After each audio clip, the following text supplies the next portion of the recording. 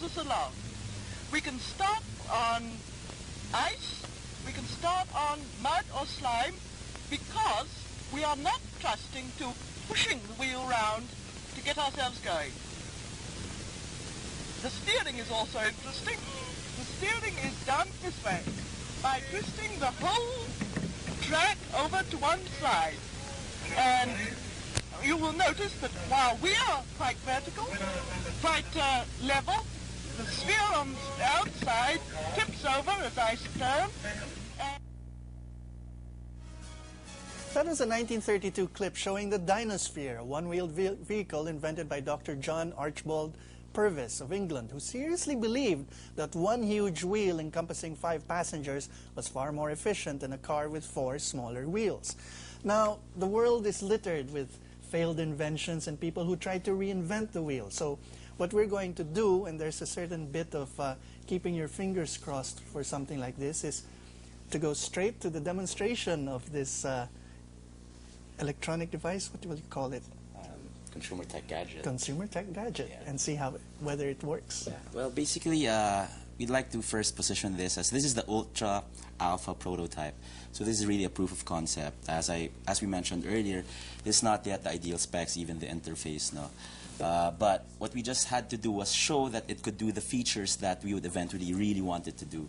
Now, what you have here is really an LCD ITV. By that, so first really is a TV functionality that, we're not plugged into the cable, so we can't show that.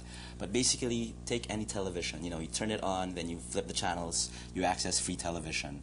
But then, what makes Illumina different really is then you flick the switch. It's similar right now when you flick from TV to DVD or to HDMI, etc. But now, integrated into your LCD TV, you just push a button, and essentially you go into this one. Basically, which is the media player portion, which is what we saw as an insight of where consumers were really trying to, solve the gap between doing it on your PC or on your laptop or, bringing it to your television. So you flip the switch, then you're now in the interface of the Illumina. And now basically what you have here is the interface also by our partner, Digital. And what you have is a carousel interface that allows you to access your different media. So you would have your, videos. Let's flip the switch. Photos. What's interesting, the question earlier is that we actually have a browser. Since we're built on open source, we're using Firefox. And of course, you also have the settings. So actually, can we show the keyboard here and how it's being used? So Noriel here, the engineer who built it, is actually using it right now with a wireless keyboard. Now he's been flipping that. We'll also have a remote control to access these functions. So let's show a video of how you can then access your media. Ideally, what you can just do is, put in all of your media, either get it from the internet, you plug in your DVD, there's a slot loading here, then you can watch it there. It will also have USB. You can put it here and then automatically recognize it, transfer all of your content into a local hard drive. But right now, we have some content actually that's already inside the Illumina. Let me interrupt just 1 second, which is you have this very nice sort of clinical, clean, white thing. Where do you stick the CD and where do you stick your... Those are the ideal specs that we were talking about. Okay, so you don't have the provisions for that. Okay, go on. So the CD, the DVD, and then the hard disk. The high capacity hard disk isn't integrated into the alpha prototype yet. So basically, let's access the videos. So then you access your video library, and it'll actually show you, a clip that's already embedded inside. So you can imagine our ideal specs around 1 terabyte.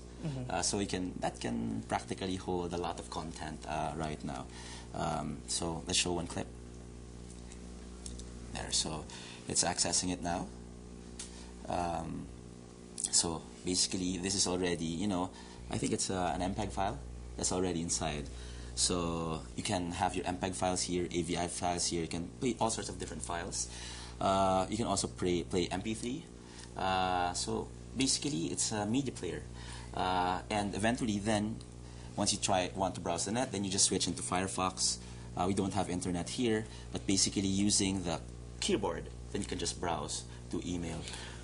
Okay, some I'm functionality sure as well. everyone of a certain age is going to be asking you, well, how come the image is kind of fuzzy? Is that going to be the best that it gets?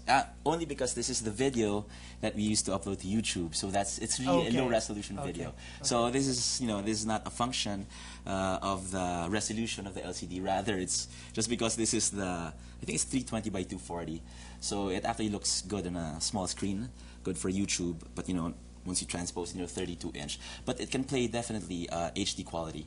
That would be the ideal spec. Okay, so it is HD quality. And your idea with having all of these things here, what sets it apart from your media centers in your PC and that sort of thing? Everyone has it with the same carousel and everything.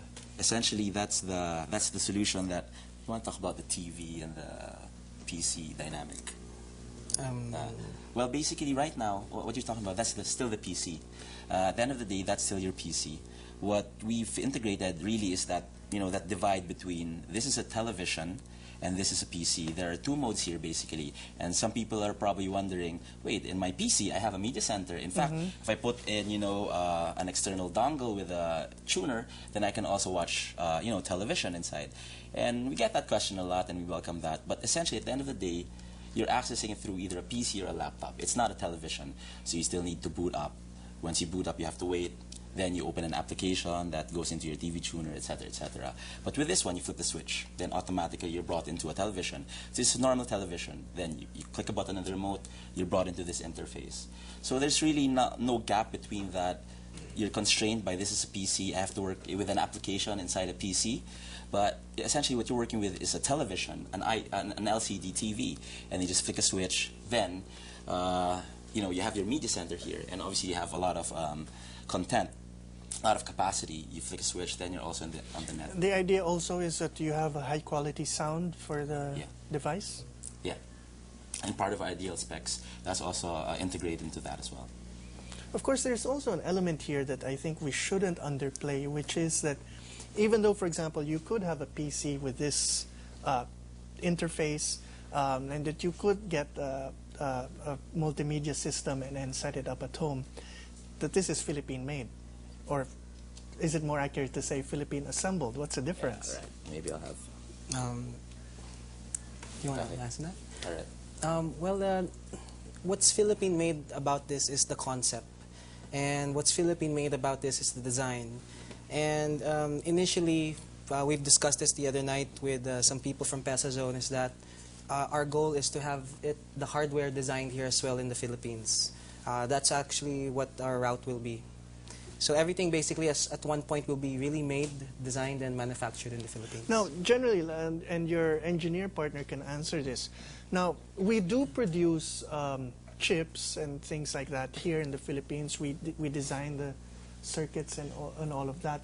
Would this be the first case where we're going a step beyond making the chips and transistors and that sort of thing, and actually making a high-end use for them? Well, we have the capabilities. I mean, the Philippines can manufacture electronic devices, but the difference is, well, in product design, we don't do it from scratch, from the idea stage. So what we manufacture are mostly the designs of, well, the other companies. They give the designs to us, we manufacture it. But, well, I mean, I'm an engineer. As far as I know, we are not doing something from idea stage to design stage to manufacturing stage. So actually, that's one of our goals, to have it designed and manufactured here in the Philippines. And yet,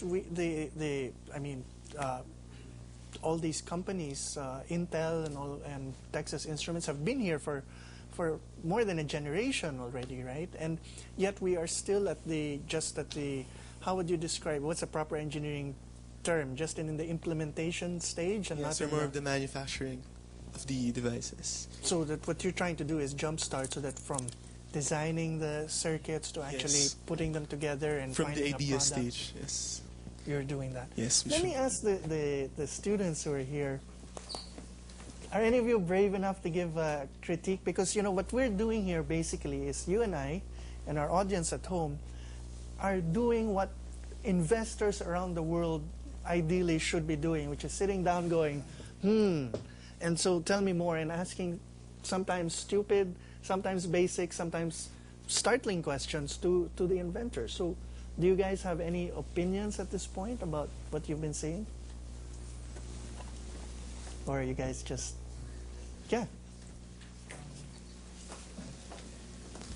If it has an internet access, how can you prove to us that it is protected from computer viruses and other online threats? I think we've Yeah. Yeah. Well, okay, as I have mentioned before.